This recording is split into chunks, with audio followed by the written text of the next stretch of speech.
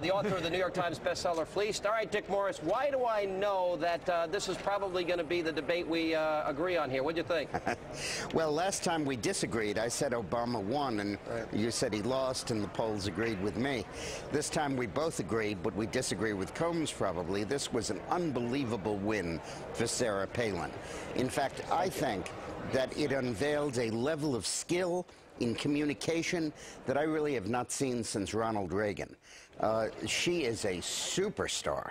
Her ability to bypass the conventional wisdom of Washington, her ability to speak in a tone and a genre, a style that was so authentic and so outside of the mainstream was just unbelievable. And Biden looked like he was on downers. I mean, every time he was talking, I kept wishing that I could hear Palin instead. Yeah, but I got to tell you, but on every issue, on Iran, on Iraq, on energy, on the economy, on tax cuts, what I thought she did very effectively that maybe Senator McCain didn't do in the last debate, she was reminding America about the record and the statements of Senator Obama. Did you think that was effective, Dick? I thought it was, but I thought more effective was she did a much better job than John McCain ever has in explaining McCain's positions when she talked about the all-of-the-above option on energy. I've never heard McCain explain it that articulately. It was well done. When I heard her speak about the the greed on Wall Street and that stuff and how it infects Washington, I thought that was just terrific.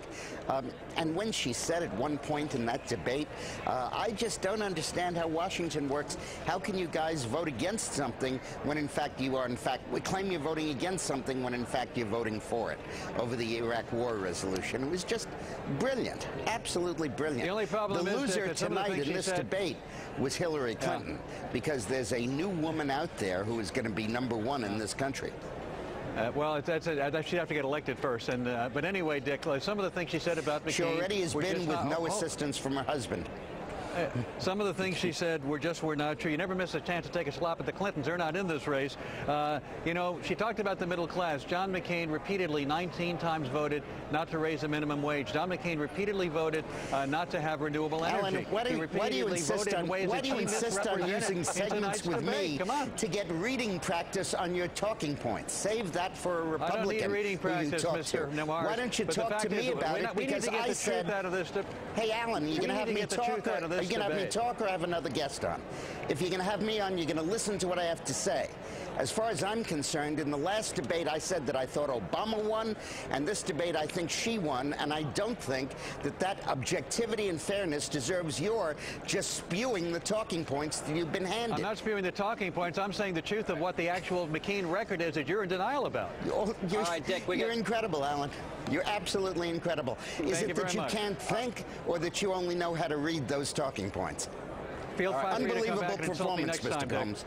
Unbelievable. By the way, Dick Morris, I tell you, I've been around and watched a lot of presidential debates. A friend of mine wrote a note, and I said at the beginning to our audience, this is the debate equivalent of sort of Sarah Palin's shock and awe. This was unbelievable.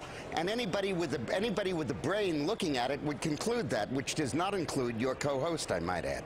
All right.